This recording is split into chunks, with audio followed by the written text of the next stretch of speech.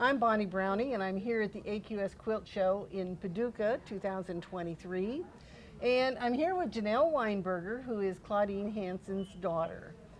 We lost a good friend a few weeks ago, and I just thought that everybody ought to know a little bit about Klaudeen. Okay. And so first of all, Klaudeen was the one who helped develop the entire quilt contest for AQS clear back in 1984, and then the first show was held in 1985. Right. And then I didn't realize it, I had to go look it up, but she also started the Quilt Art Engagement Calendar, where they featured quilts that had been winners or displayed at shows all over the country. Right. I don't know about you, but that's one of my favorite books, and it's been a top seller for AQS ever since it was published the very first time. It's been one of our top selling books. Now, I know I told you that Klaudeen and I have been friends for 40 years. When I decided that I wanted to be a certified quilt judge and go for that testing, Klaudeen was the closest certified quilt judge to where I lived.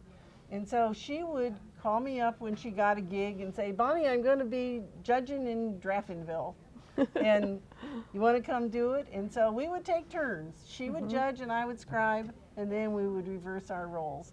And so she was a mentor for me for quite a few years, and then I was certified in 1986. But she was one of the very first judges. Now, I know you told me that she kept track of everything. She did. And so how many students has she taught over the years? Oh, it was, I don't know, like 24,000, I think. I think probably more than that. And she taught almost every day because she taught at a community college there in Wisconsin. She had notebooks that she would have everybody sign in her classroom, and she kept those notebooks. It would say the class title and where it was and what year. And how many students were there. Yep.